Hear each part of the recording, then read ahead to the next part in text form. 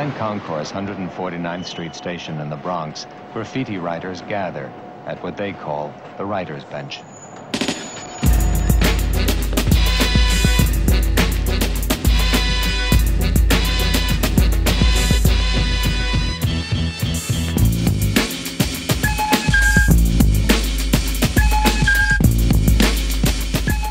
What's good, what's good, what's good? Live from the writer's bench. It's your man Kill. Got all my soldiers on deck tonight. It's the snow show. So we got Bezo, Ev, Brad. Show. What up, y'all? What up? What up? Peace. Snow show. Yeah, snow. Baby. So, yo, tonight we jumping right in. Really, this is coming from a conversation that Ev and Vic were having. And then Ev hit me up one night and we started chopping up about it. And it's basically, what makes an album dope? Is it the beats or it's the rhymes? Now, I'm sure for most cats, they're going to be like, yo, it's a combination of both. But we're going to take a note from my man JP. Gun to your head. If you, what made this album a classic for you? Was it the beats or the rhymes? And I'm definitely intrigued to see what the ending is going to be like, because I already got my own opinion of what I think it's going to sound like and be like. But definitely want to see what cats think about this. So I'm literally just going to be naming albums, and we just gonna sit here and chop it up about, was it the beats, was it the rhymes, what was it that did it for us? So to set us off, why don't we start with Ice Cube's America's Most Wanted? What was it that made that album dope? Even if you don't think it's a 5 mic classic, it's a dope album. So what made that album dope to you? Gun to your head, you gotta pick. Was it the beats? Was it the rhymes? Ev, I'll start with you. I was hoping you weren't gonna start with me. I'll start if you don't want to start, Ev. Yeah, go ahead, Bezo. Go ahead, Bezo.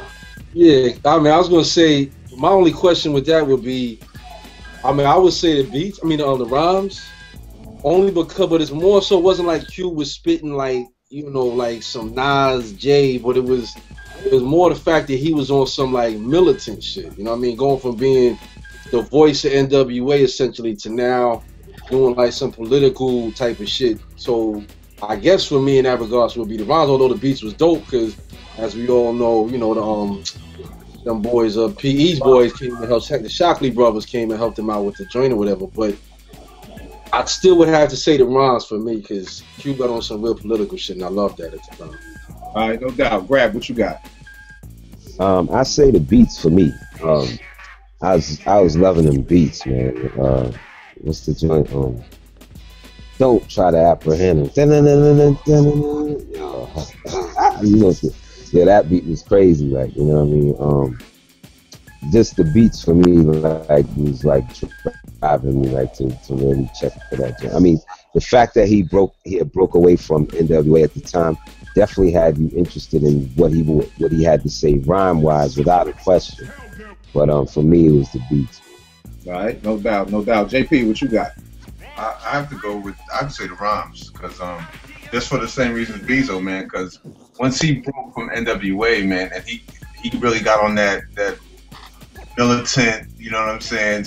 I was shocked, and I was into like what he was spitting, like he wasn't super lyrical, but it was, he paid attention. I mean, he was the nicest one out of, you know, for me, from NWA. So when he kind of changed up a little bit, I was even more intrigued. So I would definitely have to say the rhymes.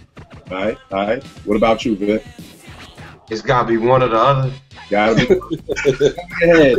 And this the whole show is one or the other. No fence riding. No fence riding. Yeah, I would have to say the beats then, because you know, like the Bomb Squad, I know did a lot of that, and it was like you was getting some West Coast Public Enemy type shit going on. So I would definitely say the beats, man. With especially that cut Grap was talking about. I forget the name of it. That beat is just mashing, you know, on that joint, man. So. All right, Ev, you good now? I'm good. I had to look at. Sometimes I get his albums mixed up. I'm gonna say the rhymes. Kind of similar to what Visa was saying, because of the fact he stepped off from NWA. And I was, you know, I wasn't really a big NWA fan, but I was a big Cube fan as far as what he's talking about. And it's something about Cube's voice, man. His voice just like sonically, it cuts through, you know, it cuts through the mix. So, you know, it just always sits on top of on top of the beat, and I'm intrigued. I'm always intrigued what Cube is going to rhyme what with what.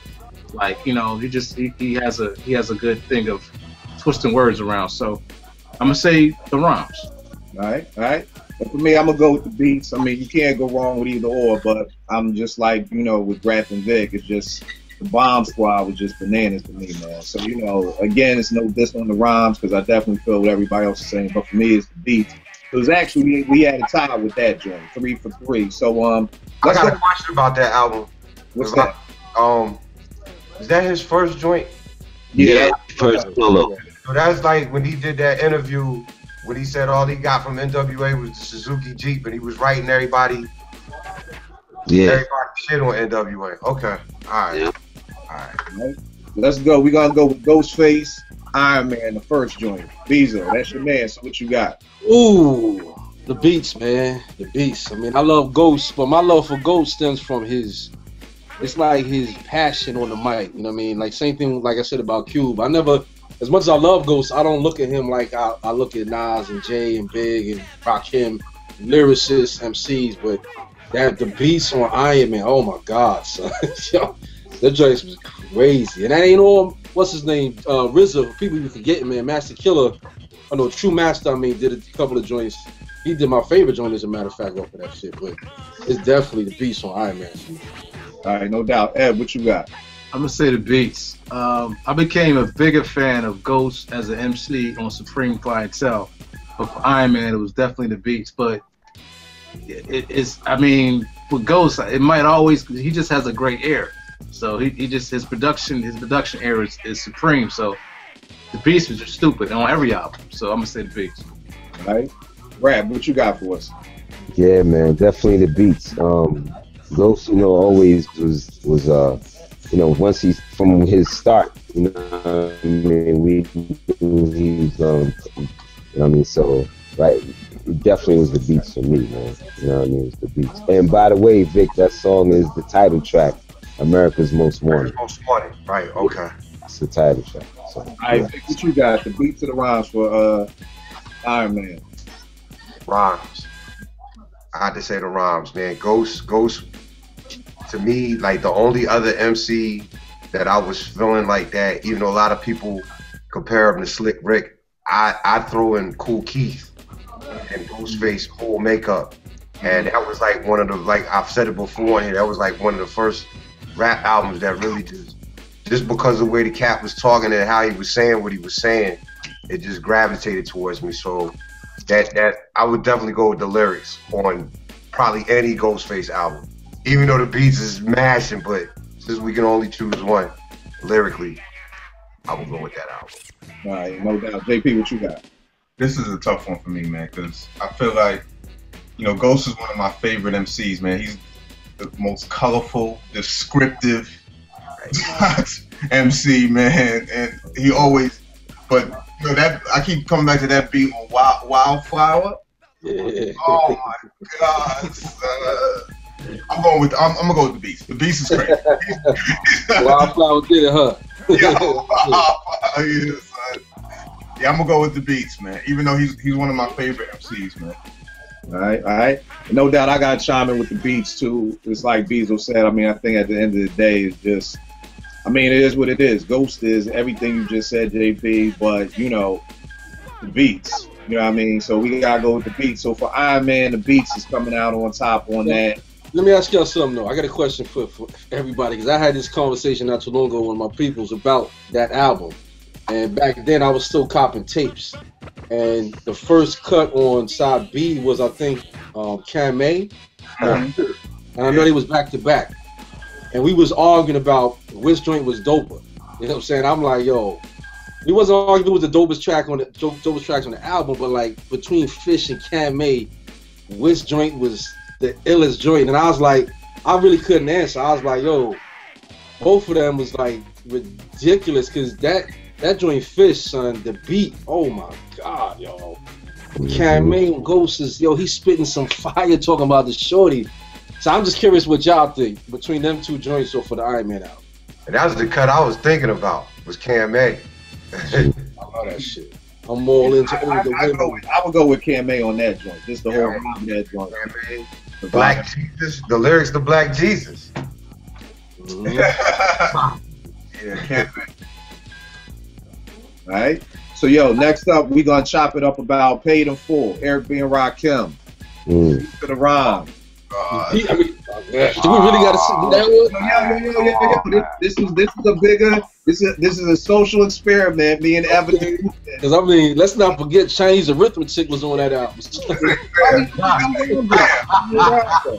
So, yo, beats on the rhymes for Paid in Full. JP, what you got? You look like I gotta go first, man. No, nobody want to go. Okay, I'll go first. I'll go first. I'll go first with this. For me, and I'll probably be the odd man out, it was the beats. If I had to pick one or the other, it was the beats. As incredible as Rakim was, and he was there. Me and Ed was talking about this the other day. With every time I think of I came in the door, I'm thinking about when I first heard that intro to I Know You Got Soul. And when I'm thinking about I Ain't No Joke, as crazy as the lyrics are, it was the horns. And it was Paid in Full, the same thing. It was always the beats that grabbed me first. And again, if I got a gun to head, I gotta go with the beats. So that's me. Ev, what you got? Rakim Allah, cuz. The rhymes. The rhymes. I gotta go with the rhymes, man, because Rock was that dude that changed the way the MC, like the written MC technique. You know, change that. So I have to go with the rhymes. The rhymes. All right, what you got, Grab?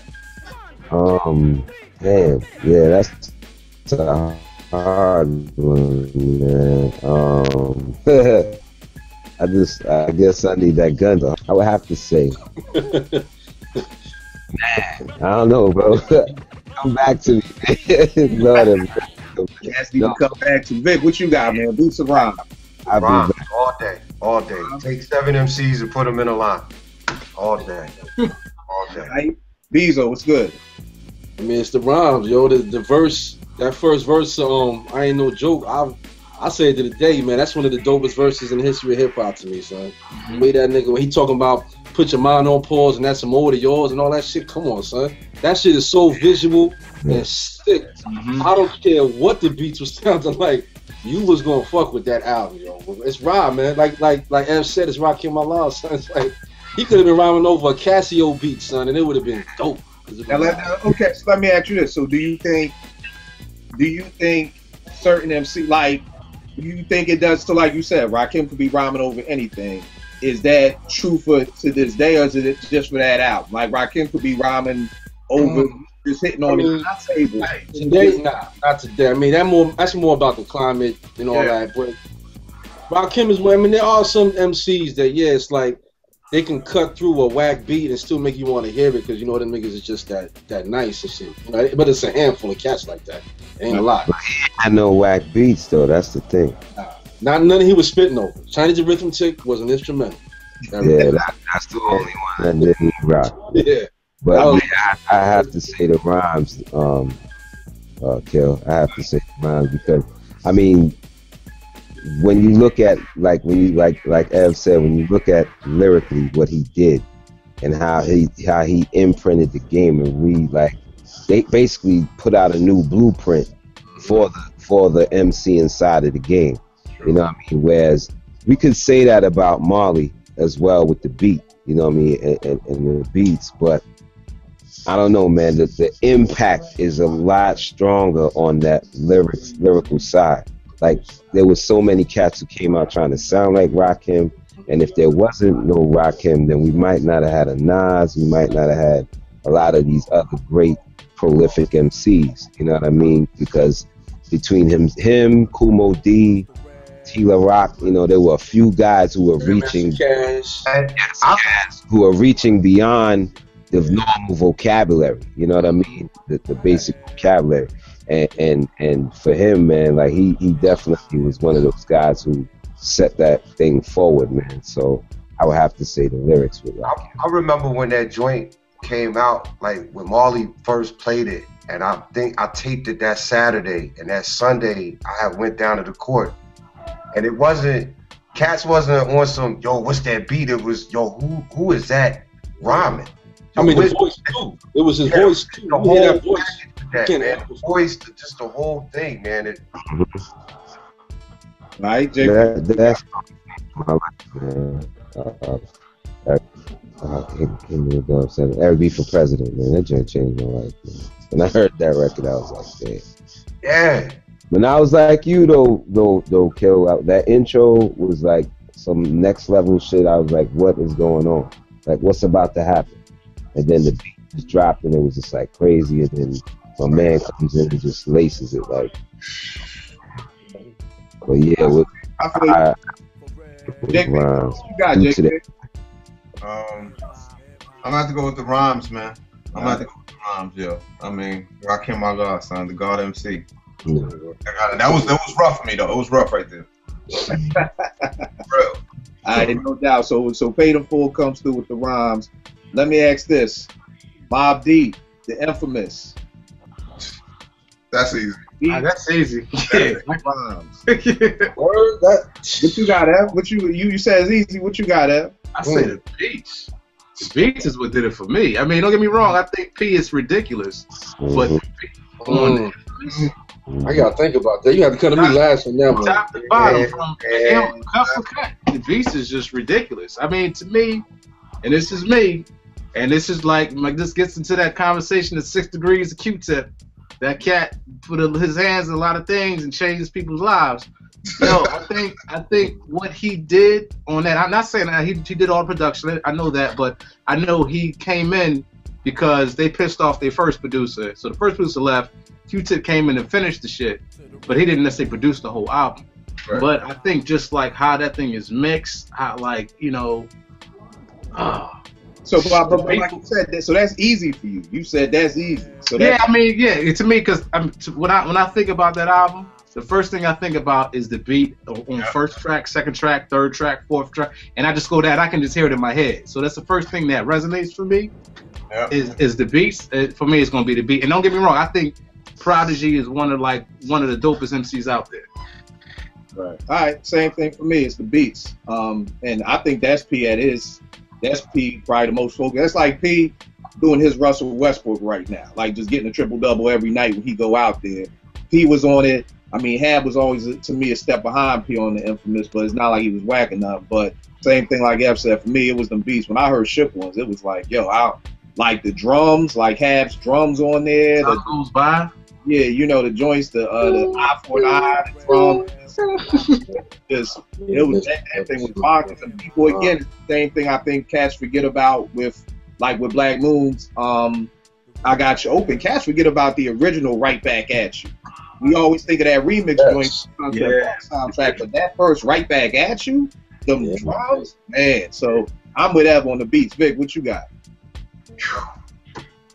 It's hard, man, because my joint, I was just playing it the other day, the Headhunters joint. Doom, doom, the rhymes, man. The rhymes. I go with the rhymes, man. The rhyming on that is just, it's incredible, man. He's that's a sub-genre. He set his own, they're really in their own genre because of the, I think, lyrically. Right. JP, what you got? Beats, easy breezy, son. Them beats, them snares crackle, son. I mean, it's yo. That's easy. Grab, what you got for the infamous? I say the beats, man, because the beats were what set the mood for what you were gonna be engaged in. The beats kind of like gave you the energy of the group, you know what I mean, before they even said a word. Like, you could, if you just played that instrumental album, you'd be like, damn, I know it's some menacing ass dudes about to rhyme on this. Like, you know, they got laced these joints, you know what I mean? So you would already think it's some type of a certain energy on that record, you know what I mean, on those songs. So I would definitely say the beats are what is the driving factor with them. Not taking away nothing from Prodigy and Havoc lyrically, you know what I mean? Like Ev said, they're incredible, you know what I mean? And they painted vivid, you know, street scenes style pictures and what have you, you know what I mean? But those beats were like definitely what created the vibe, you know what I mean? Even the one with Tip and and then with the drink and the now, Yeah, the Headhunters joint. yes, yeah. I'm sorry, the Benny Mouth and yeah, the Headhunters. It sounded like some type of vibe, like party drink shit. Like the energy was there on the beat, you know what I mean? Like some party drink shit already. So they just laced it the proper way. You know what I mean? And that's ingenious within itself. But yeah, definitely the beats stand out in front for me. All right, B, it's on you, man. What you got? Beats and rhymes. Oh man, I'm glad I went last because I was initially going to say, like after Ev said what he said, I was initially going to say, if you asked me after the first time I listened to the album, I would have said the beats, no doubt, no question whatsoever. But once I listened to it enough and like really delved in and heard what P was saying, it was almost like you couldn't turn away, because even that interlude in the beginning when he's just talking shit, you know what I mean? You would listen to that shit like, yo, the nigga P just had, I mean, gee, I know you remember like EIO Posse for the Vernon. All them is a bunch of little, short, wild, rowdy, gremlin little niggas. So hearing P reminded me of the old EIO Posse, like, yeah, that's them little wild niggas, man. But I can't front, but you knocked it out the park, Kill, when you said about Have. I love Have. Now I think Have is actually like right there with P now. He has been the last few albums, but back then, like everybody's talking about P. It was about P. Have was cool. He wasn't no, He wasn't no slouch. Cracker type of nigga. But because of that, I had to say the beats. I'll say the beats.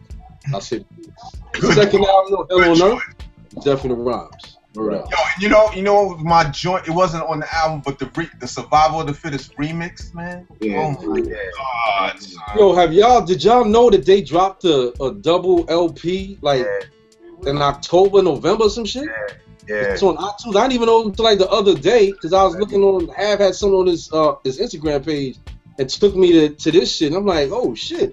And there's like, they got a remix, I guess it's the original cut of Eye for an Eye, where Nas' verse is the same, but everybody else's verses is different. The beat is different. It's some dope shit. There's a couple of joints I never heard before, but listening to them shits, and there is a couple of the joints on the Infamous album like redone, or like I guess original versions that's on there too. So it's like thinking about all that. It's like, yeah, man, it's the beats, man. It's the beats. All right. Yo, for the next up, we gonna come up to something more up to date. We gonna go with Kendrick Lamar's Good Kid, Mad City. Beats of the rhymes for Kendrick's joint. What you got, man? I anything new. See, now I'm getting tainted. I would have to say the rhyming, man. I would have to say the rhyming, because now we really getting into like the production and the equipment that they have and the compression and all that. Like the beats just too thin, man. Dead. Too tinny. It's too thin and tinny. It's all digitized, man. There's nothing organic anymore. Metal, man. It's just, man. Too light. It's looking like across the board it's gonna be the rhyme. Everybody's nodding their head like, yeah. Let me say this, man. It's definitely a rhyme-driven thing, because you have to look at it almost like on some other level shit. Like when the way they're breaking it down, it's like they're taking the producer out of it and making it more artist-driven, because that person is more visible. You know what I mean? And that person knows that their position is to be more visible, thus to sell themselves or sell the product and sell the music. You know what I mean? So now it's definitely a more artist-driven thing. You know what I mean? Like, whereas back in the day, back in the 90s, it was like artist and producer, or it might just be producer and then artist, or just producer. You know what I mean? Where now it's more of an artist-driven thing, where they see like, with the influx of social media and all of these things, it's making these people more tangible. You know what I mean? Whereas producers were always most of the time they were cats who like to play the background. You know what I mean? That's why people really don't look at Puff as like a true producer, because he's not in the background like digging and touching machines and this and that. You know what I mean? He's not doing that, so they don't view him as that. You know what I mean? He's more viewed as an artist because he's more out there. You know what I mean? So I think that it's definitely rhyme driven. So like, yeah, I would say the rhymes definitely with that Kendrick Lamar album. So across the board, y'all are all saying rhyme. Anybody for the beats? Yeah.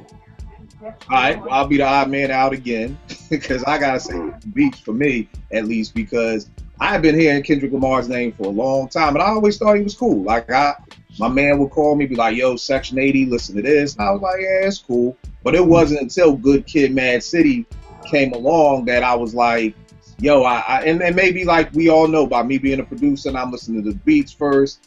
You know, I never really gave him a whole full shot. And I think for Good Kid, Mad City, I like it because it's telling the story. You know, it's like it's a day in Compton. It's like, you know, I'm waking up trying to hit the shorty. I'm with my boys. We hanging out. We getting drunk. Wait, isn't that wait, yeah, because you're talking about lyrics now. well, then let me be quiet and just stay with the beats then. Because, like I said, for me, it was just I wasn't feeling none of his other stuff until that album. So for me, it was the beats. So let me ask you this question. Now I want to get deep in it because this could be a whole nother show. But do you think anything, like what Grant was saying, do you think anything that is released maybe from the past 3 years and up, that anything that you guys have liked, it's going to be about the rhymes? Because like you said, Beezel, the beats are thin and everything else, or do you just think it's just the Kendrick thing? Well, if I could piggyback a little bit off of what Grant was saying, I think, to me, I feel like things roll in cycles, and I think right now we're in the cycle of the MC again with the lyricist. I think it's going to come back to the producer. Like I think it's going to have a point when it becomes the MC and the producer. Then the producer's going to take off for a minute. Then the dancer comes back into it again. So I mean, for me, I think it rolls in cycles. I think right now we're just in that cycle of lyricists. Okay. All right. Yeah, I mean, Kill, let me just say that I want to add on to what Grant was saying too. I think part of the difference, I think like what you were saying, G, with the like at one time it was about the producer and the MC. Gang Starr is a perfect example of that. You know what I mean? Like I'm sure we all have an affinity and a love for Guru, but what really made us gravitate, especially me, to Gang Starr was Primo, was the beats. And you always knew, like when you copped the new Gang Starr album, it was to hear Primo. No disrespect to Guru. You know, the Guru was good enough, even cats like his detractors, he wasn't going to turn you away from listening to Gang Starr because he was just whack and nothing like that. You know what I'm saying? But nowadays, I think part of it too is like, with it just being about the artist, the label as well has more control. When it was all about the producers, and you got cats like Pete and Dre and Primo and Large Pro, and these niggas is like the standard bearers for hip hop. The industry, the industry itself, the labels don't have as much control because they're kind of beholden to what these producers are making and what the artists are picking, except for those artists that have no control over their music and the labels picking the form. So it's like now with these, you know, 360 deals and all that bullshit, the label wants more control. And if it's putting the artist on Front Street, and the only time you're getting like some hard beats is when you're doing a free mixtape. So producers, like those type of producers, ain't even making money no more like that because they're getting points off of albums and shit, unless you grandfathered in, you know what I'm saying? So it's like it just gives the label more control over everything because they got the artists in pocket like that. So I think, but what Ev said is 100 about it's all going in cycles, and we at that point in time now where it's about the MC, and it's almost like when the beats was still on that, you know, that Stretch 808, you know, the Stretch DX kind of all over the place production where it was no real sampling, and you know, it was real like fake sounds, synth sounds and whatnot in hip hop. And now eventually, hopefully, when everybody continues to get tired of these whack MCs, the production will start to come back. You know what I mean? Hopefully. All right. Let me jump in.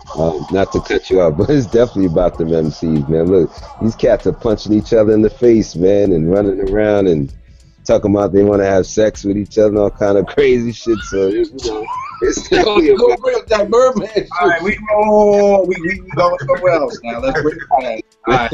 We're gonna go with the next one up the bat. We're gonna go with Tribe's Low End Theory, the beats, or the rhyme. Yeah. Ev was like, God damn. Beats. I love Tip, you know that, but come on, son.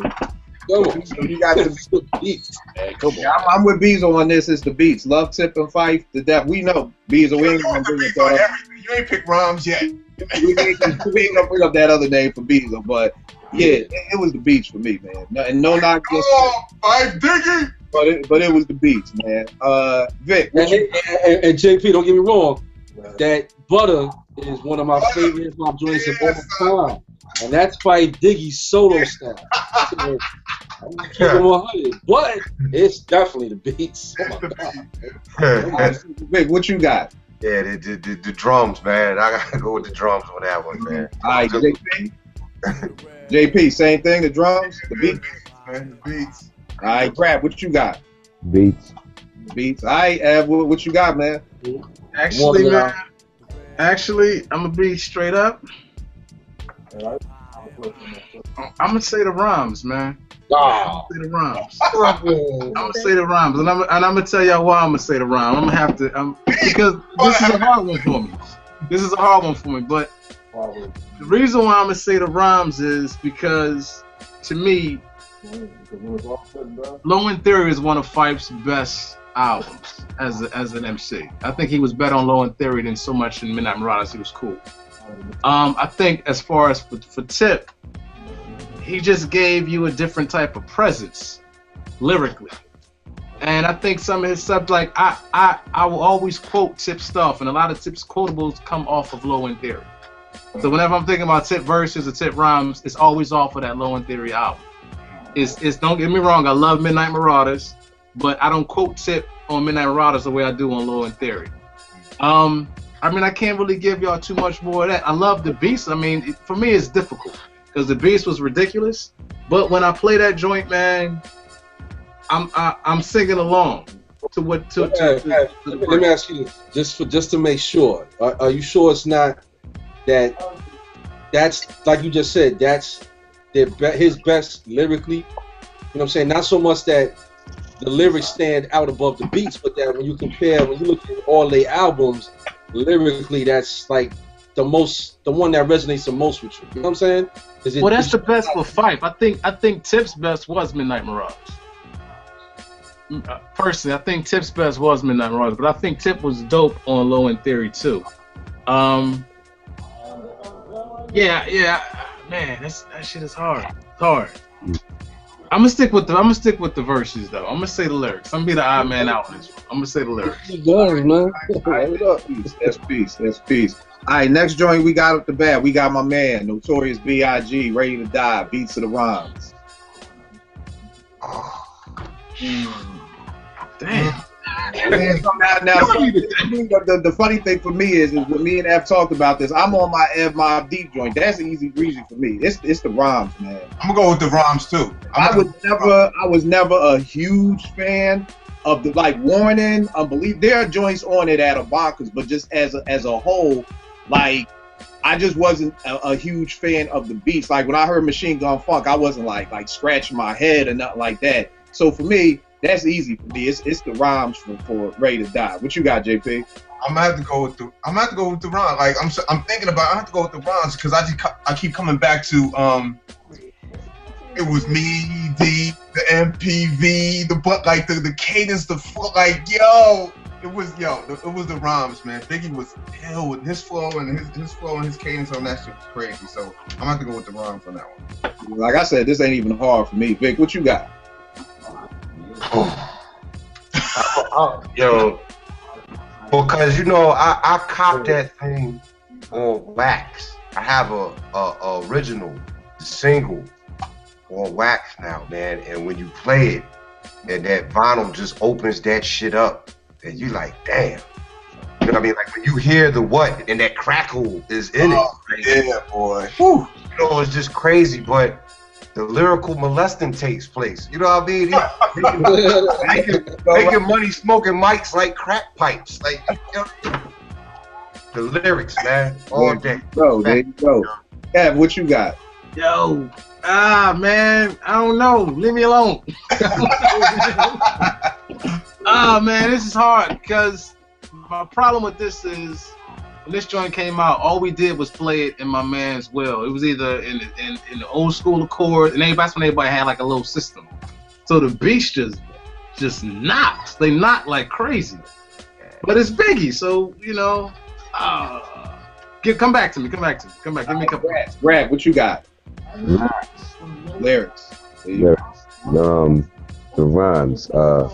Just think about what got around more, the beats or the rhymes after that, album went through its run.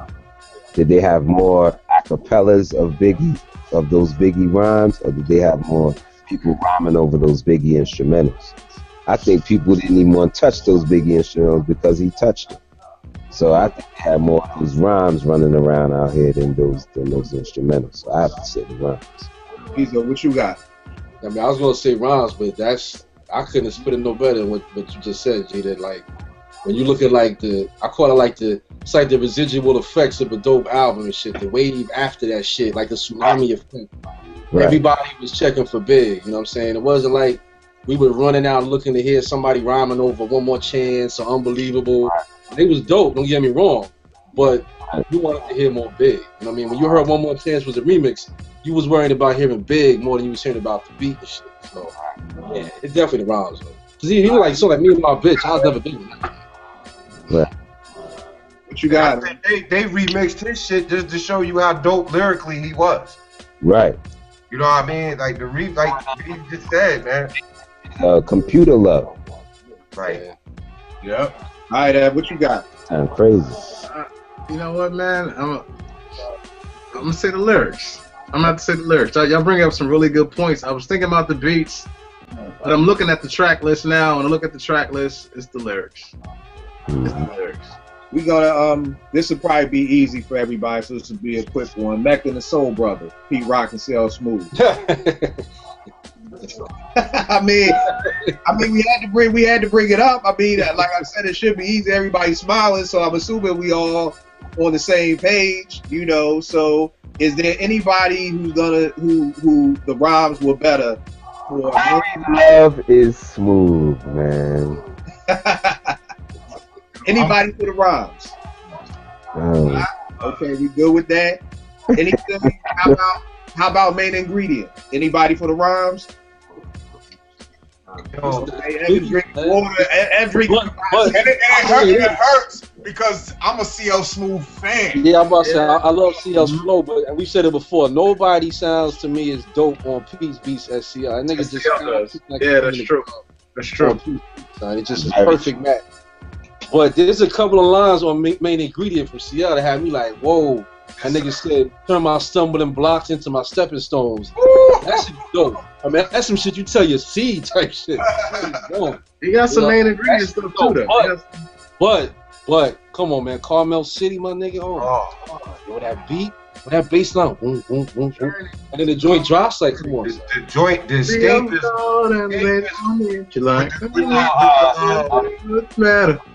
Escape is a Cool in the Gang sample. When he slowed down the Summer sample, the Cool in the Gang joint. But then the rhyme to that, that's what he was like, the crash test dummy. Taking your Benz and your money. Oh, come on, man. Come on, man. The basement. All right, so we good with that. It's the beats. We give him props to CL, but it's the beats for them two albums. We might as well go back to back with this real quick.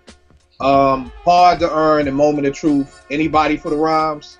All right, look, Hard to Earn. I'm gonna be honest with you. That was Guru's masterpiece. Now, yo, was that the joint with Above the Clouds on it? Nah, that's afterwards. Nah, that's Moment of Truth. That's Moment of Truth. That was just. If we talking Hard to Earn, and it's and you know what, I may look at this later and be like, I might have been tripping. I gotta say the lyrics. Later, like you tripping. Yo, only because the Hard to Earn is like some of Primo's best shit on there. Something about he said burn out your eyeballs and leave a note in Braille. Yo, man, Guru that was his masterpiece, his work. He just went to a room and did a work of art real fast. It came out and it was Hard to Earn. It's funny because that's how I felt about the other joint. That's how I felt about the other joint and shit. Like Moment of Truth. Yeah, especially on Above the Clouds. When I first heard Above the Clouds, first of all, Deck's verse. Yeah, Deck killed that. Word up. But when I heard Guru spitting on that joint Above the Clouds, I was like, yo, this nigga, he's not playing, son. And I remember me and Shaw sitting in the crib, like, shaking our heads, like, yo, that nigga Guru's coming for niggas' heads over. So, okay. So I don't know. I'd have to go back and listen to Hard to Earn again. But thinking back on it, I know at the time we felt like that. Gonna do. Again, we're again discrediting Guru, but we just saying the beat, right? It's the beat, though. Yeah, it's no question. I'm like lethal. With your people. Hell, he kills it. I got to give it to Guru for Hard to Earn. All right, well you got it for Hard to Earn. Let's go with what the album Redman. Can I say something about Hard to Earn though? Because I'm gonna go with the beats on that one. I dig what Ev and everybody saying. Guru definitely stepped it up, but there are samples on there, and I just copped one of them. That the samples on that album ain't no intros. This is this cat actually listening to shit. And breaking it down, man. Like that album is just real crazy. If you into digging, and not the obvious shit, but some of the shit he got on there, man, that ain't no entry level fucking around with an MP, son. That's some headquarters shit right there, man, for real. That's boardroom sampling. That ain't no Young Buck shit. Hard to Earn had Dwick on it, right? The Whip was on there. Brainstorming is on there. But he got a sample on there that I just found. You got nice and smooth. Bodyguards is on there. Mass Appeal. Mass Appeal is on there. Yo, you got a sample on there. So stupid. And I ain't even gonna say it on here because Primo don't like that shit. And if you ever see the show, I don't want, I'm gonna play it for you tonight because we're gonna finish this conversation, man. I'm gonna play this shit for you. And I ain't even no Primo fan like that, man. Me and Ev had that argument all the time, but man, look, that wasn't no easy accomplished shit. Nah, it was a dope. I mean, it was like I said, it was Primo as one of his best joints too. But it just something. But when Guru came through, he just came through so strong. What was the album before Hard to Earn? Daily Operation. Right? Now, Ev, when you, I don't know if you heard like. They about to drop another album. It's going to be Hard to Earn. When you first got the album and put it in, was you listening to it to hear the beats or to hear the rhymes? Hard to Earn? Yeah, when you first was after coming off of the first one. I'm a Primo nut, so I got it to listen. I got it listening for the beats because I was never too like Guru was good to me, but he didn't shine hard like that. So I bought it off the strength of Preem, but when I listened to it, I just got really like, Guru just like, yo, man, he just gave me that, yo, man, I'm here type thing. And and the more I listened to it, the more I just was really like tuning into what he was saying. And that cat was really like, he was really speaking his life on that joint. So to answer your question, I got it for the beats, but I got more moved. I got moved by the verses. Only because I wasn't expecting too much. Wasn't expecting that, right? So that's kind of what I was getting at. That it wasn't like you already had Guru in there. It's like one of the next cast, but after hearing it, it's like, oh, okay, all right, I could dig that. All right, we got ready. We got What the Album by Redman, beats or rhymes? Rhymes all day with Redman. I say rhymes, yeah, man, because Red is so colorful and I didn't even love all the beats off of that joint, but I listened to that shit. I know the album like that because it's because of Red, man. Because he just one of them no fucks given type of MCs, part of my friends, but he just goes out. I fuck with him. All right, what you got, JP? Rhymes, definitely with Redman. Definitely with Redman with the rhymes. Same thing, Vic? Yeah, all day. All day. Ev, what you got? I got the rhymes. Yeah. I'm with rhymes, and I'm like you, Beats. I didn't love every beat, but there was some bangers on there. I mean, E. Sermon put in work, but it was just Red. It was his whole style. Like it was just like, yeah, it was Red. What you got, Grab, for what? Oh man, I would have to say rhymes definitely because Redman brought character to it. Like he brought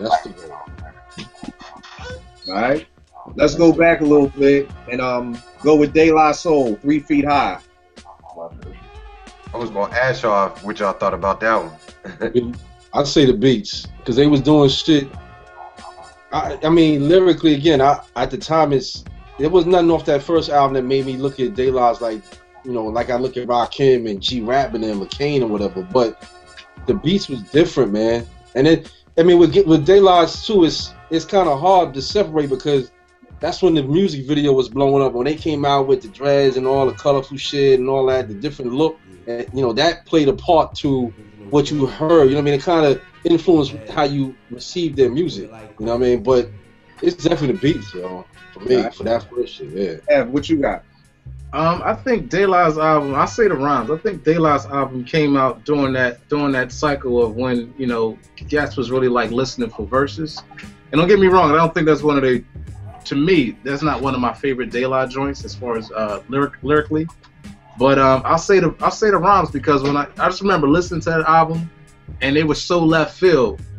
Me just trying to figure out what they was talking about half the time. Like, yo, these guys, what are they talking about? So when I think about 3 Feet High, I think about like having that experience. So I'll say the rhymes. All right, what you got, Vic? Rhymes all day on that. The beats to me were like, it was, you know, I ain't gonna say all of it, but it was shit that I had heard. So, but this day style of rhyming at that time was just, I remember the day I heard it. I remember that Saturday, man. Me and my man checked that tape out, you know, and the girl that just so happened that I was with, you know, it was on this other vibe, and that rhyming just, you know, it was, I lived on Long Island for a minute, man. It just was a Long Island, you know, vibe to it, man, with that rhyming, more so than the beats to me, man, so. All right, what you got, JP? I'm gonna have to say the beats, man, because, you know, at that time, when that album dropped, what, 89? 89, yeah. March 3rd. Yeah, Wow. 89, man. Like, you know, the original Buddy beat was just crazy to me, man. And you know, like, you know, Potholes in My Lawn and all them joints, man.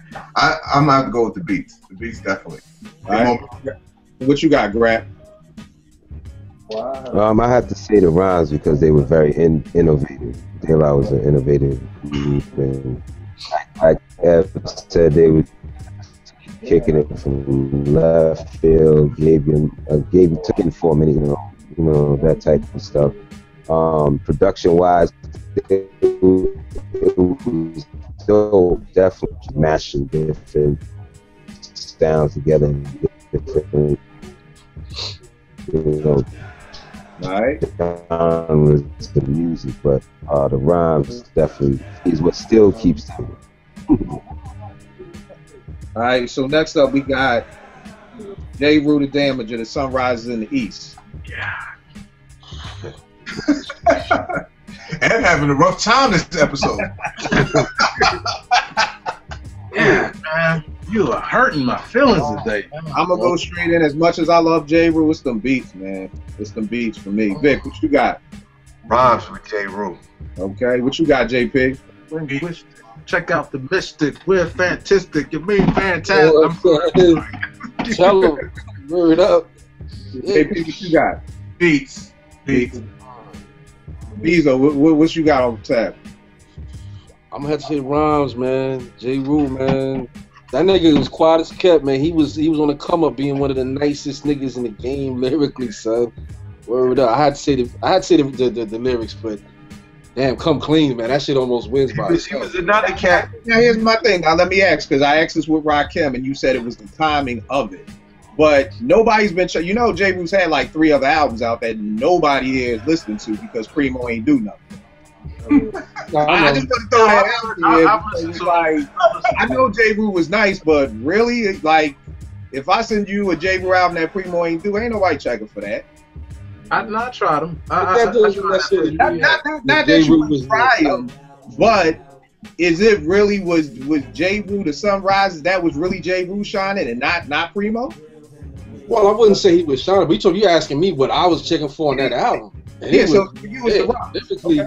I mean, yeah, because again, it's by that point in time, it's like Primo had already had good credit in hip hop. You know what I'm saying? It's like if you saw produced by DJ Premier, you already knew I'm good with the beats. Now let me listen to this shit. So it's kind of dicey to it's hard to just separate it like, oh, that was just that one work of Primo's, because you're gonna automatically think of everything Primo did. But I mean, dog, the shit J. Rue was on, his style too. You want a front wall, like he was on some other shit. You know what I mean? His whole flow, his voice, and then he was spitting, you know, like Me or the, I don't know if it was that album, but the Me or the Bitches, Me or the Paper, and the Bitches and all that shit. Yo, that nigga was killing it. Right, so you got the rhymes. Ev, what you got? Yo, man, the cat said futuristic linguistic. Check out the Mystic. We're fantastic. You mean fantastic? Fuck it. You'll get your ass kicked. Challenge my verbal gymnastics. Ew. Oh my God. That shit is. I still kind of want to say the beats, but all that, but I still want to say the beats. Only because. Nah, man, I'm gonna say the rhymes. I'm gonna say the rhymes because that joint Can't Stop the Prophet. Yeah. And I think to answer your question about the J. Rule other stuff, I don't know, I can't necessarily speak for J. Rule, but he sounds very different.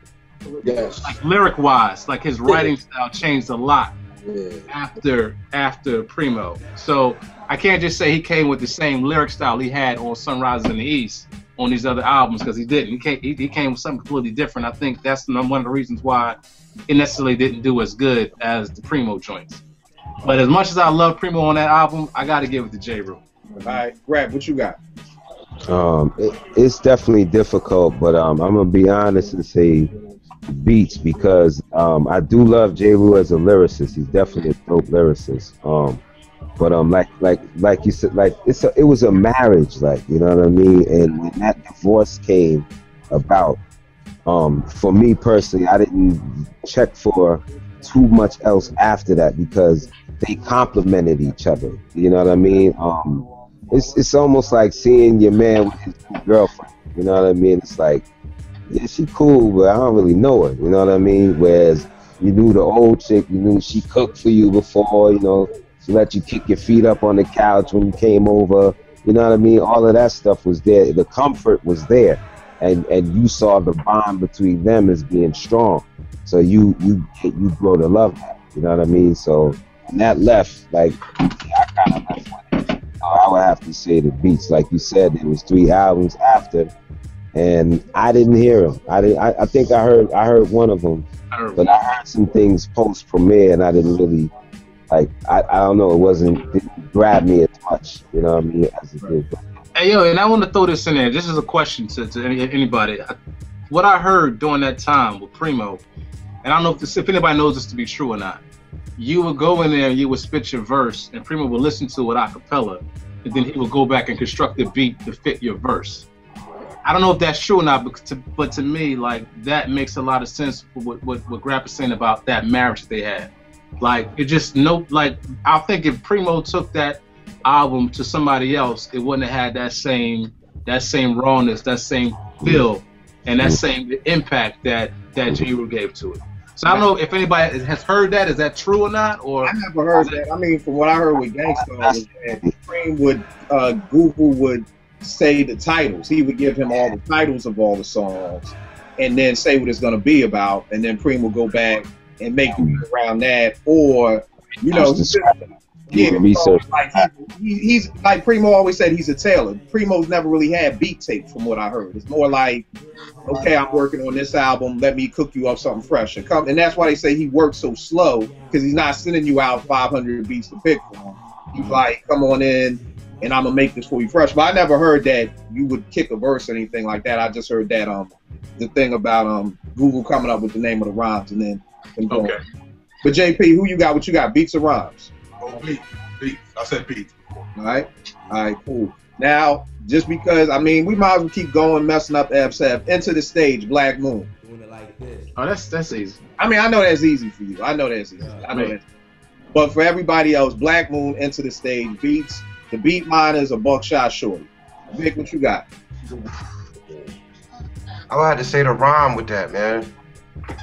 I love, you know, the beat miners, all that duck down. I love them.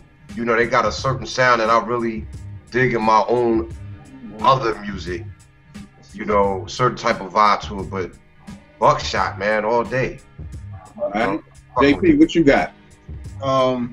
This one is a little rough. This is a little hard for me. Buckshot, I mean, his lyrics was dope, but his voice and his presence on those beats made it for me. But, oh man, I'm gonna have to go with the rhymes, man. His voice, his presence was bigger than the music for me. All right, Brad, what you got? Yeah, I would have to say that as well. Like his overall presence was bigger than the beats. The beats were definitely dope, But he definitely brought something to those tracks. Bezo? This was hard originally, man. I was gonna say the beats, but as y'all talking, I'm just listening to the album in my head, and I'm like, yo, Buckshot's flow, son, on some of them joints was, yo, that I can't front the original joint, yo. The way that nigga comes in on that shit, son, with like that he just the stop and go to, come on, man. He changed the whole shit up, man. So I had to see the rhymes, man. The beats was crazy. Right. But them rhymes, man, it wasn't even just the rhymes, the lyrics, it was the way he spit, man. That nigga flow was ridiculous at times on that album, man. Word up. All right, no doubt. I'm the odd man out again with the beats for me again. Love everything about Buck. I think, like you said, JP, a hard joint to pull apart from. It's probably one of the hardest for me to pull apart from is this joint.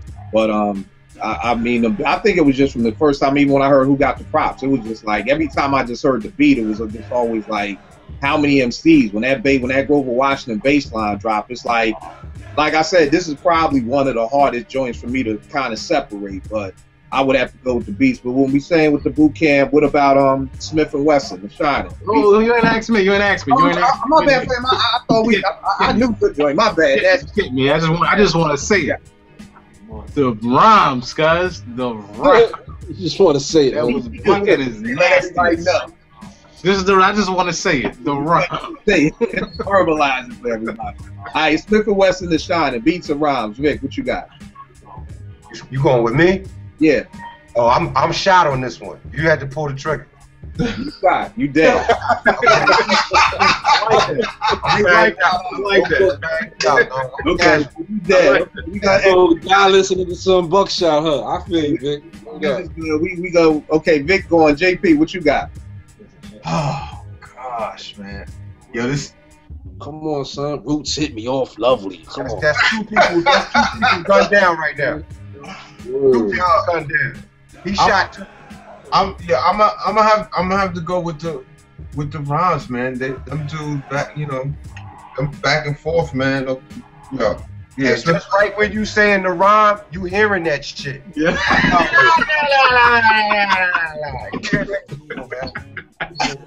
Yeah, that gunshot ringing too in my head too. Yeah. Yo, sound is this like the one like? I might get shot on this too, yo. Yeah, what do you got? Is this the one? I might have to join Vic, man. I might have to get shot on this joint too. Yeah, like this is definitely the hardest one so far, my dude. Yeah. Okay, so you can't say the verses. I can't say the verse, but I hear the beat in my head. Both of them at their best. It was like Beat Miners at their best and Buckshot at his best. No. It was Smith & Wesson. Oh, the beat. Vic, you gotta cut your light off, Vic. Too down. We go back to this. We talking about this one. We go back to this real quick. All right, so everybody is tapping out of this one. Man, I'm tapping out, yo. I'm tapping out. Yeah, I'll say the beats. Okay, Bezo said Bezo say the beats. Grab, you tapping out too? Yeah, man, that album is dope, man. That whole album is dope. Beats and rhymes. Tapping out. Man. JP and Deep Thought, you on your Malcolm X joint right now. Yo, you like the trouble man right now. Yeah, son.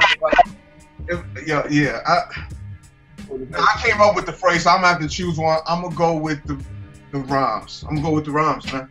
Okay. Nigga sound like to not have to tap out, I'm gonna have to say the beat. But this, I would say for me that this has definitely been the hardest one yet for me. One time, fuck them down. PNC, word. Oh my God! Wait! Wipe your mouth. Wipe your mouth, man. Don't kill me! Don't kill me! What Grab say? What Grab say? I'm gonna just turn my light off, man. I'm gonna just turn it down. All right. So me and Bezo are gonna say beats. Everybody else is gonna tap out. Like I said, this is definitely the hardest one. And to be honest with you, I would have never pegged that this would, out of everything we're naming, that this would have been the hardest one. But that says a lot about just how great this album is and how perfect this album is. So we'll keep it moving. We'll go with my man out of Marcy, Jay-Z, Reasonable Doubt, beats and rhymes. Mm. Rhymes. Rhymes. This is an artist for me. Rhymes for me.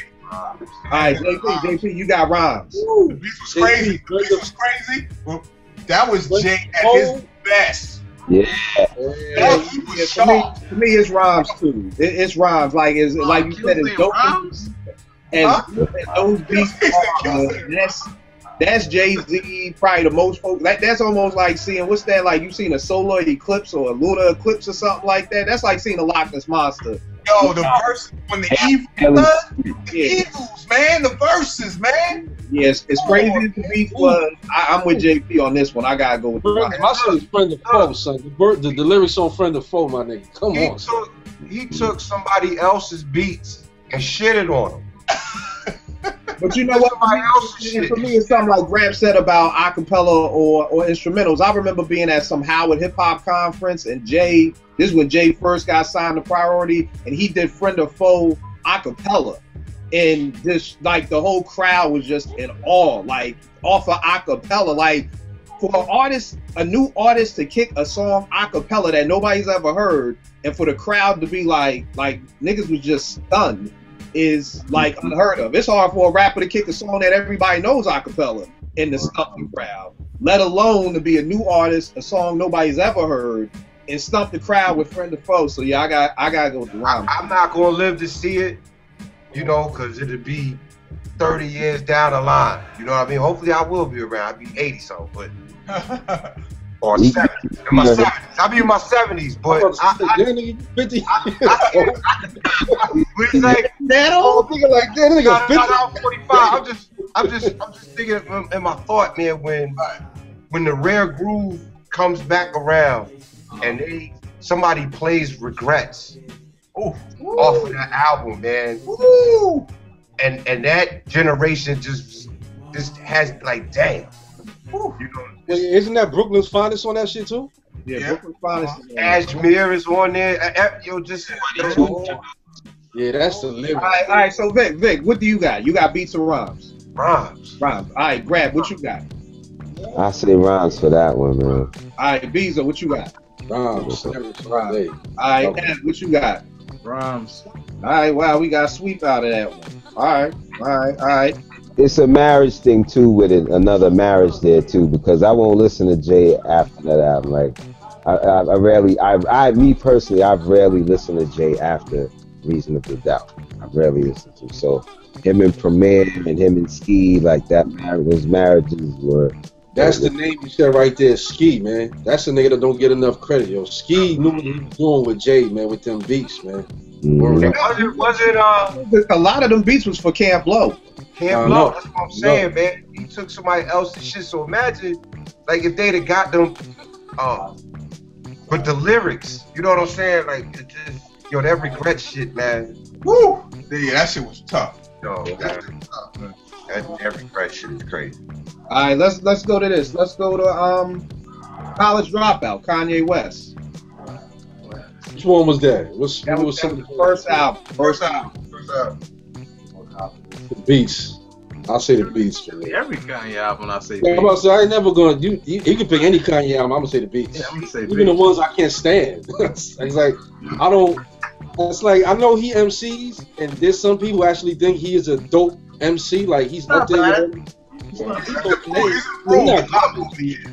think, to be honest with you, I think Kanye is an extremely dope MC. I don't think he's a lyricist. I've never heard him say anything that made me feel like that about him, but I don't think he's whack. Don't get me wrong. I'm not saying he just don't never move me and shit with none he says. Grab, you beats and rhymes with College Dropout. Beats. JP? Beats. Vic? Beats. All right, now I'm with beats on that, so we got a sweep of that. Let's go to Road to the Riches. Coogee Rap. Marley Marl. I gotta sit it on. That's the thing, just turn the light out. Okay, so Vic is going. Vic is done. JP, Queen, what you got, man? Rhymes, man. Yo, G-Rap, son. G-Rap is ridiculous, son. I'm gonna have to go with, like, he's one of my early on. I paid attention to the lyrics, like, yo, This dude is crazy with the lisp and everything. I gotta go with the rhymes, son. All right, Grab tapped out, so we gonna go to Ev. What you got? I'm gonna go with the rhymes, man. I gotta go with the rhymes. You know, as dope as the beats were, it was G-Rap, and G-Rap is just that dude. So I gotta go with the rhymes. All right, Bezo, this your man. What you got, man?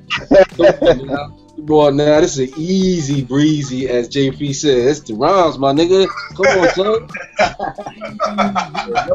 No doubt. For me too. It was the rhymes. I mean, no diss against. I mean, I love the album production. Yeah, the album's dope. Beats dope. Yeah. There were certain beats that definitely stood out to me more than as a body of work of rhymes. You know, for me. So.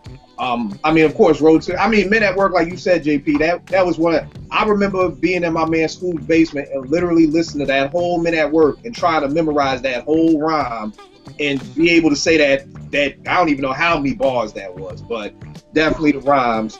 Truly Yours was on there, right? Truly Yours was the first album, right? Who? Truly Yours? Truly Yours? I think so, yeah. Money in the Bank, was that on that joint or was that the second?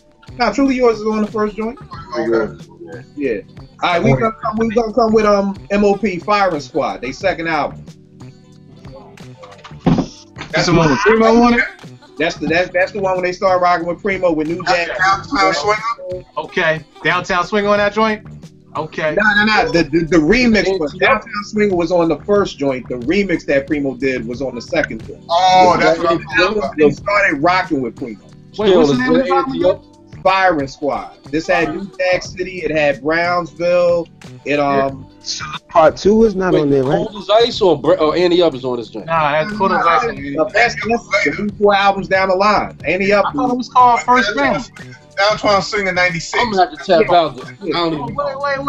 Wait. I thought it was called Firing Squad was their first album, right? Nah, that was their second album. Their first album was the joint where How About Some Hardcore and the original Downtown Swing. I'm a Brownsvillian is on the foundation.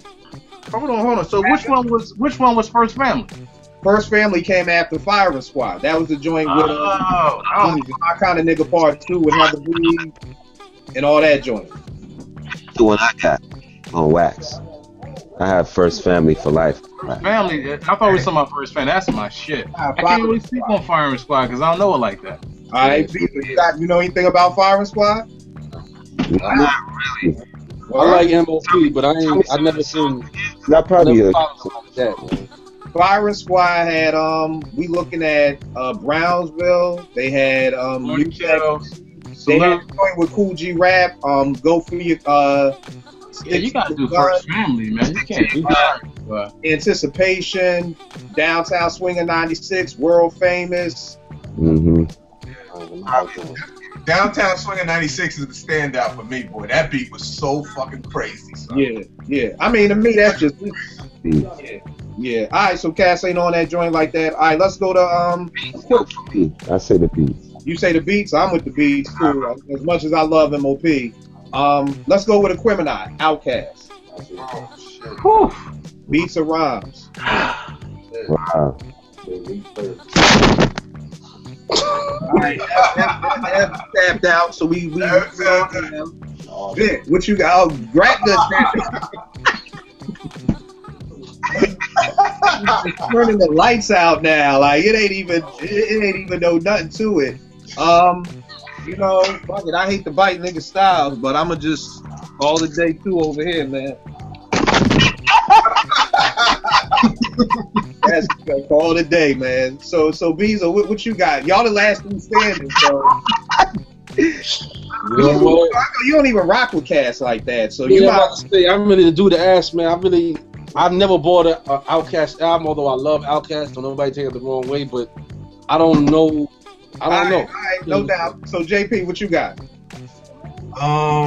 Shit. They almost. This is a real tough one, son. This is.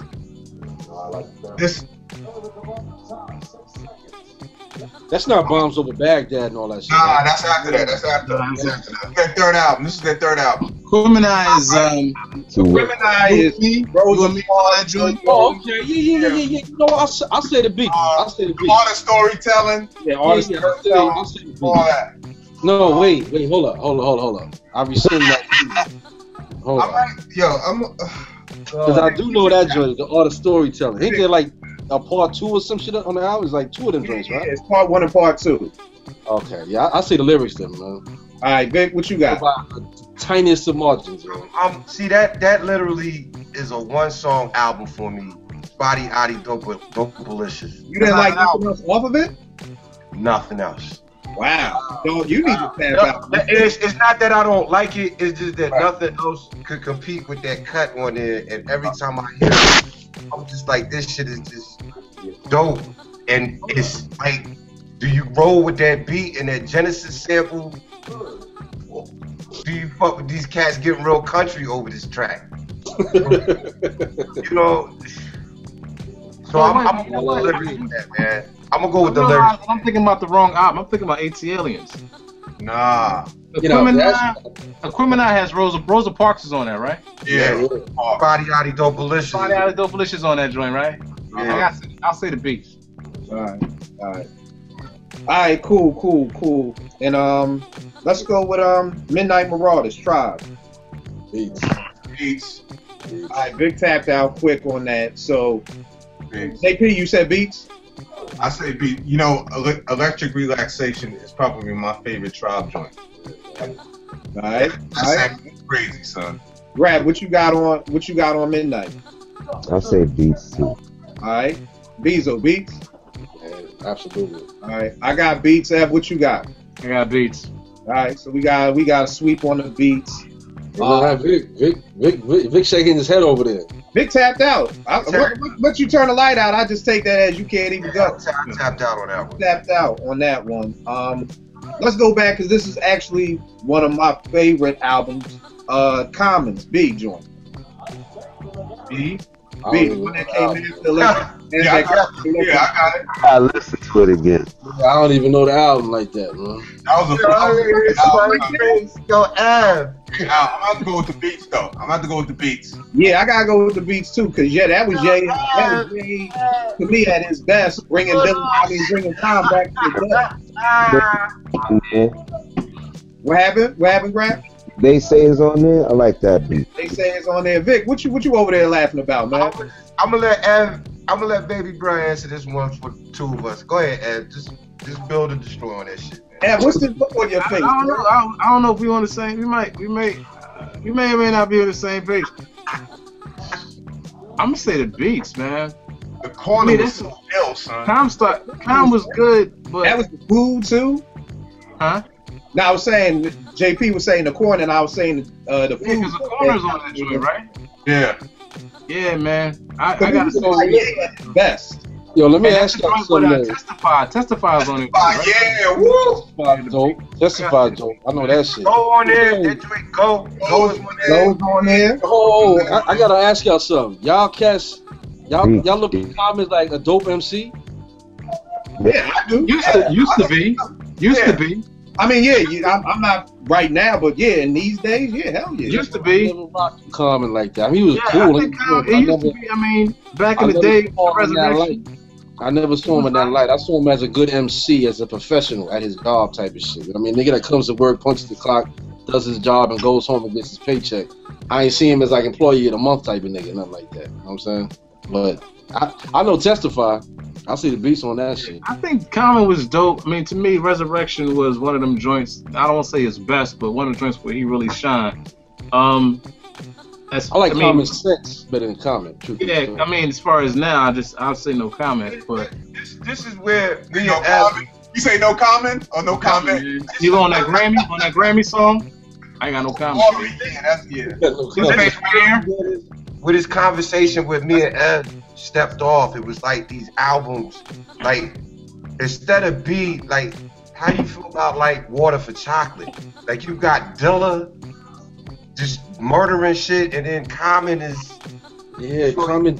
He just man, like Water for Chocolate. It's funny. For Water for Chocolate for me is I was listening to the instrumentals the other day. Water for Chocolate is my third favorite Comm album. It's my first favorite Comm album if I'm just listening to instrumentals. Because I think Soul Quarians and Dilla, and they was in a groove because that's at the same time when they was doing Voodoo and Mama's Gun. they was just that whole production, that whole clique was just in a vibe. So I love the beat. I mean, for like Water for Chocolate, I would say the beats over the rhymes. Yeah, definitely. Definitely. So, all right, y'all. So, looking at it, man, I got to tally up all these votes, but for the most part, the trend that I do see, I think we picked more beats than rhymes, but the people we rhymes were people like Rakim. It was people like Biggie. They were like the MCs that changed the game. You know what I'm saying? So it seemed like, I mean, Coogee Rap. For rhymes, we got Eric B, we got Rakim, we got Coogee Rap, we got Kendrick Lamar, we got Buck. You got Buck in there? Huh? Buck? Is Buck in there? Yeah. End of the Stage got it too. End of the Stage. Can I throw one in there? Can I throw an album out there for y'all? I'm curious. All right, let's do this. This is gonna be the last joint. What you got, big? Brand Nubians, All for One. The I rhymes. know how I feel about Pooh-Bah. Pooh-Bah, I love that nigga. I think he's. I say the rhymes on that, man. Rhymes. But them beats like Slow Down. Honestly, I mean, every beat on that album wasn't crazy. Yeah. Like, there are beats on that album that are really, really dope. But as a whole, that album was always rhymes to me, personally. I mean, yeah. Well, what you got, Vic? I'm gonna take the rhymes on that one. On that All for One, rhymes all day. What you got, JP? Yeah, I'm gonna throw rhymes on that one too. Definitely. Grab, what you got? Rhymes. All right. And now, did you say rhymes? Rhymes all day. Now here's another question, not to belabor this, but is it really Pooh-Bah? Because to be honest with you, that's all I really heard that whole first album. Like, I know that's when he was Derek X. Right. He was last in the joint. His solo joint was dope, but all of them, like, we appreciated Derek and Lord Jamal and Pooh-Bah, or did cats just really zone in on Pooh-Bah? It was Pooh-Bah and Sadat for me. For me, it was mainly them two. Lord Jamal had some verses here and there, but on that album, it was Pooh and it was Sadat. All right, and Visa, what you got then? I mean, it's the rhymes. That's what you brought it up when you mentioned Jamal and Sadat, because I know cats that like Sadat has like a cult following, dog. I know niggas that love that nigga like to death. Yeah, I'm one of them. I love him. Yeah, same here. I love Sadat. And Jamal, I don't think ever really got his credit. I don't think he's a dope MC. He's turning out whack, but yo, truth be told, I love his verse on fucking Punk Jump Up. I think that Day in the Life too. I was gonna say Day in the Life. That shit he kicked on Day in the Life. Day in the Life is dope too. Day in the Life, Diamonds joint is crazy. He's got some great verses. He shit it on. Let me be off. Yeah, that was crazy. And I think after Pooh-Bah left, after it was just Sadat and Jamal got better. I don't know, for whatever reason, maybe it's just time, all that, but Jamal just started standing out a little bit more after Pooh-Bah left. All right, then we might as well throw this out there. I just assume, but let me not assume. Nas Illmatic. Crickets. Silence. I'm out, y'all. All right, so, well, you know what? That's the best way to end the show. Keep it live. Next week. Wait. We got to build on this. This is interesting. Talk about this again. I mean, everybody tapped out. Dog, it looks like a quick bill. That's a quick bill. So does everybody feel like they can't say one or the other for Illmatic? Wow. Okay. That says a lot. That says a lot. Because listen, you put together one of the rawest talents ever in this hip hop thing with the dopest producers out. Like, doing some of the dopest work too. Can't even do that album. Yeah. For real.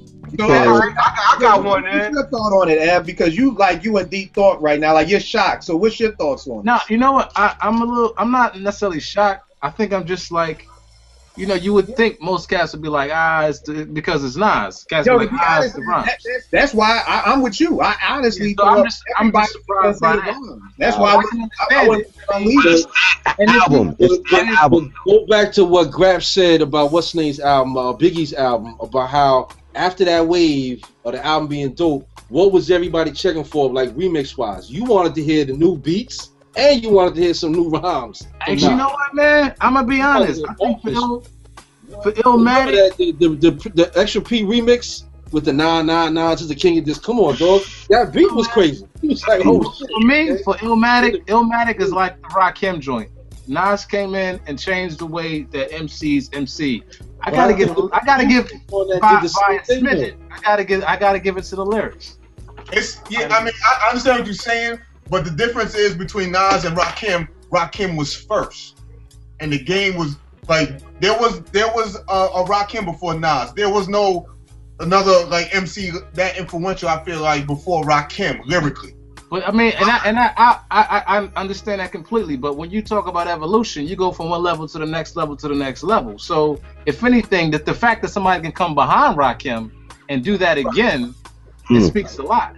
But Ed, just like you said about the lyrics, I would say the same production-wise. Because like One Love and The World Is Yours and Sitting in the Park production, from a nigga that make beats, it's like him and them different styles of production.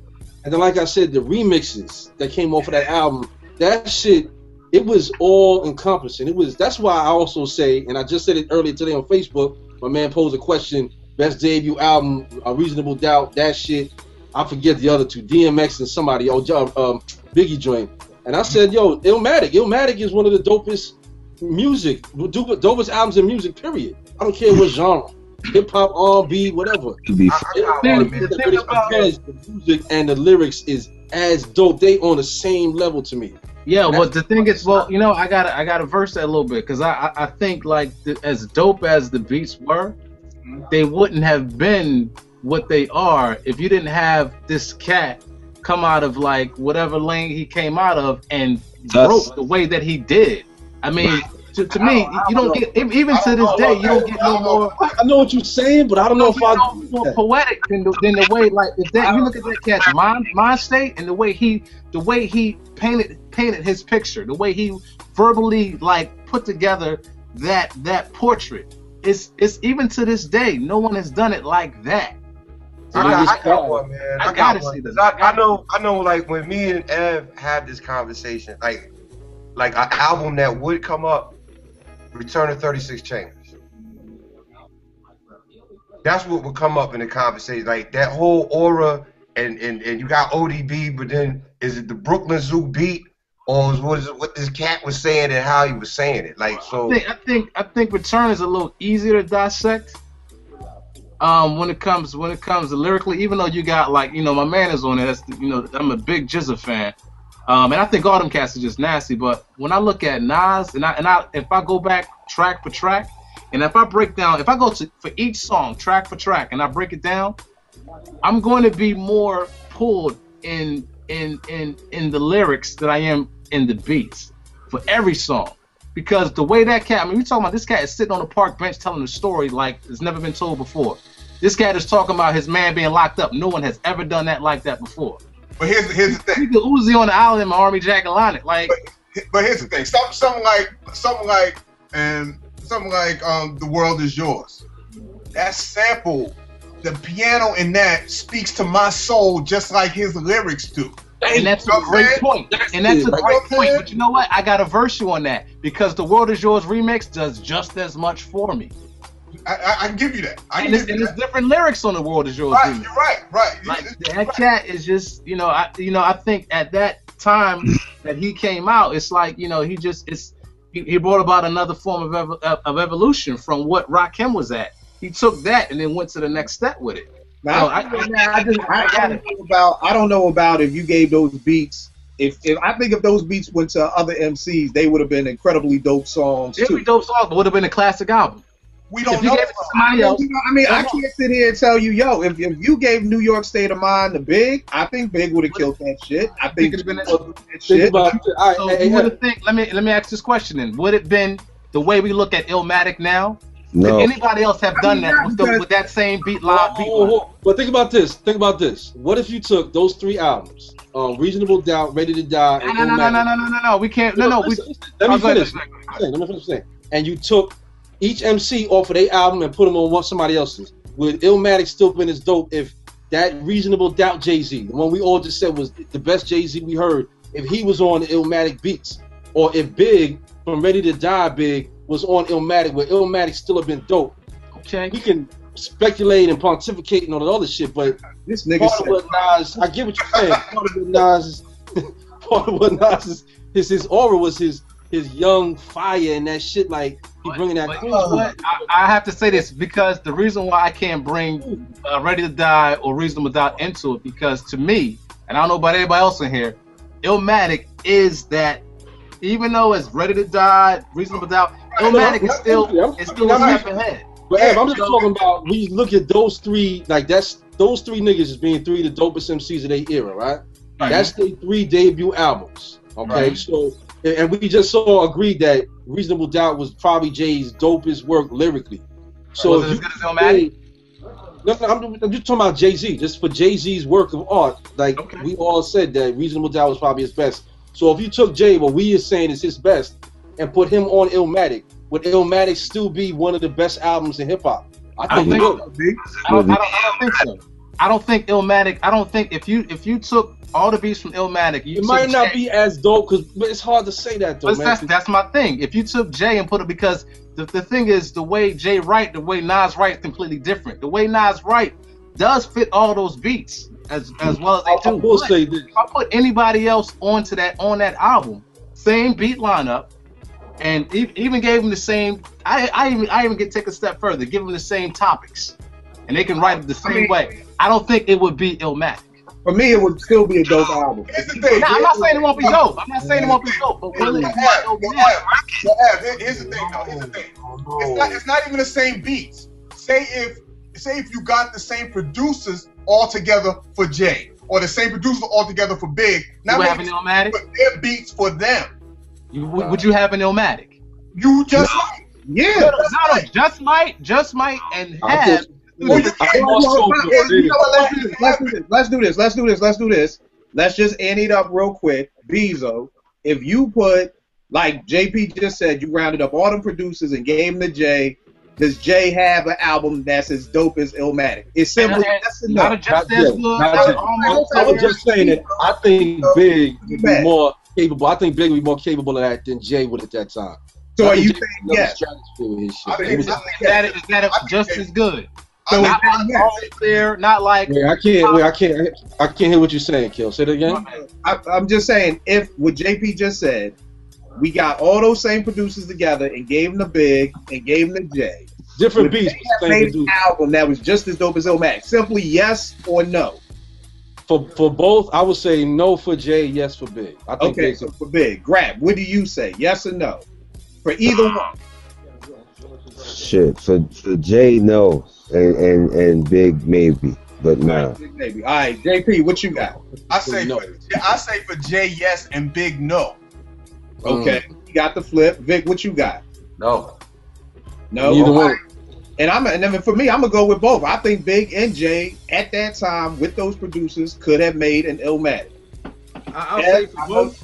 No, but I don't think I would get an Illmatic out of it. All right, cool. Well, look, another dope episode of Live from the Writer's Bench.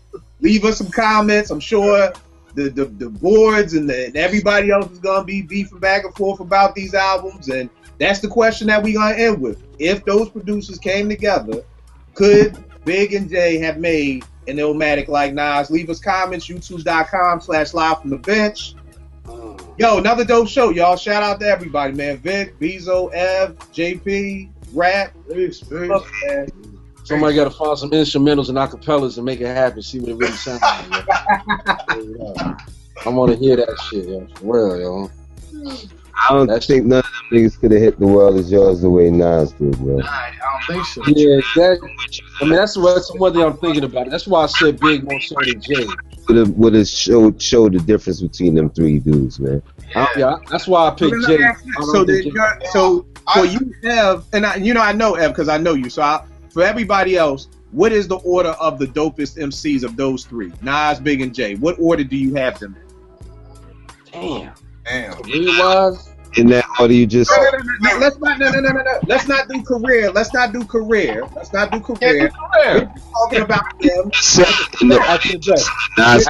Because I mean, shit. If you want to go career, Nas is gonna maybe be asked out too. Well, we're not doing because the combination came off of Illmatic, so we can't do career. I'm with you. I'm not doing careers. I'm just saying those MCs at their best. So Jay-Z, wherever you think, if you thought Big was best on Life After Death, then that's the Big you're talking about. If you thought Jay-Z on fucking The Blueprint was his best. Can I go? I'll say mine. It'll be Nas, it'll be Jay, then it'll be Big. All right, Vic, who you got? I can't rock with that question because I don't tapping out again. All right, cool. No, I'm not tapping out. It's just I can't put them in no order like that because like it's wintertime right now, so it's Timbu Husky, but I'm playing Ready to Die. Ready to Die right now. You know what I'm saying? I feel you, Vic. I feel you.